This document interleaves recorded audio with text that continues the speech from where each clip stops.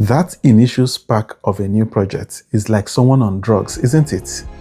The rush of a brilliant new idea, the pristine notebook, the black canvas full of promise. You feel alive, productive, like, yo, this is the one. But then it happens. The fog rolls in, the doubt creeps up.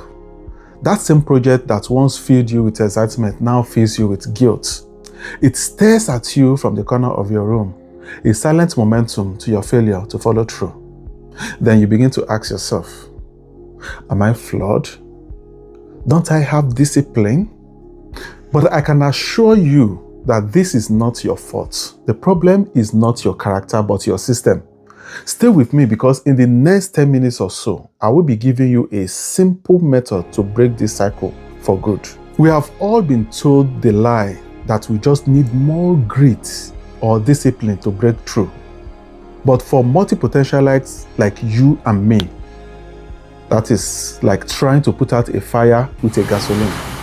The real reason your abandoned project isn't a moral failing at all.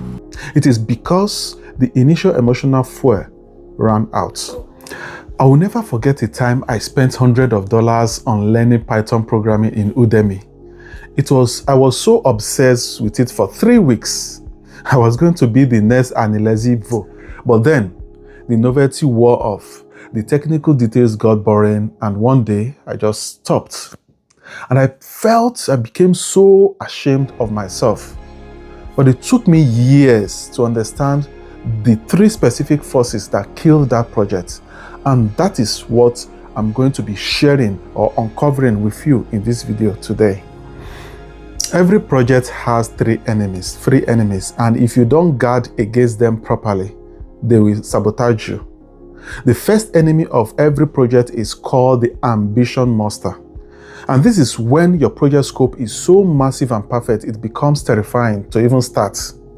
You don't want to learn how to play guitar, but you want to become the Gattuso in 6 months.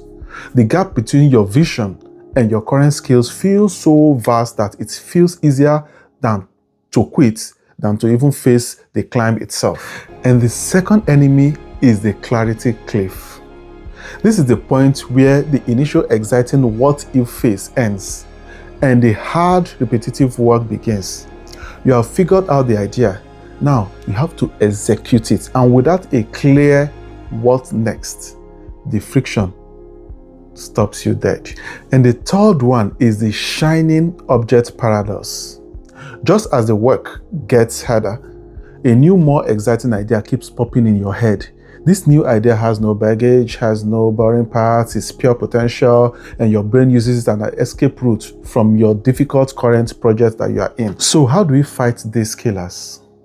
Not with willpowers, of course, but with a system I call Project Life Support. And it has 3 pillars as well. The first pillar is the most important of them all, and it directly slays the ambition monster that we discussed about earlier in one of the killers. Are you ready for this? Let's dive in. Pillar 1 is what we call minimum viable play, MVP. Instead of aiming for a masterpiece, you aim for a playable. Your goal is not to write a novel at once at a go. It is to write a single good chapter at once.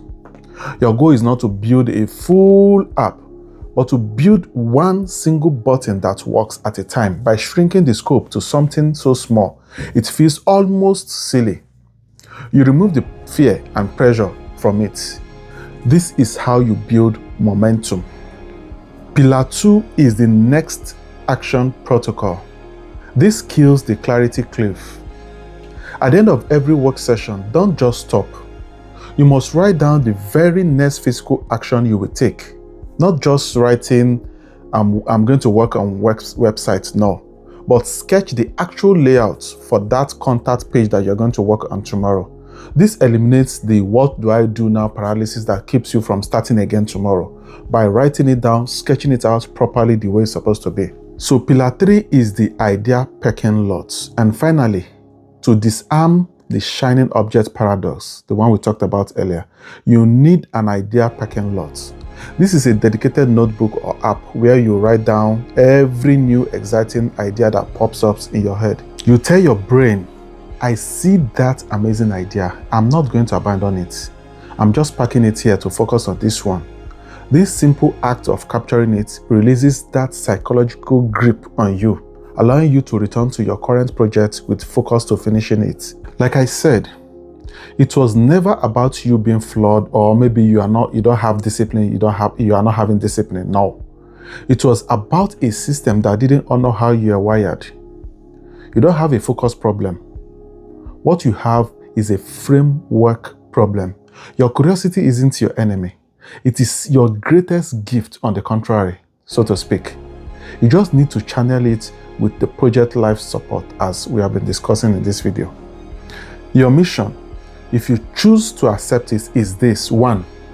Look at the project you have abandoned and identify which of these 3 killers got it. Then 2. Apply just one of these pillars, maybe the minimum viable play, to breathe life back into it again.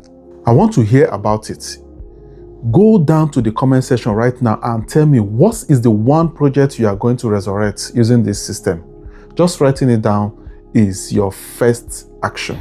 If you are tired of leaving a trail of half-finished dreams behind you, subscribe to this channel and hit the bell. We are building a home for multi-potentialites and for people who need career clarity. The next video is going to be powerful, and you will not want to miss that. See you in the next one, and have a nice day for yourself.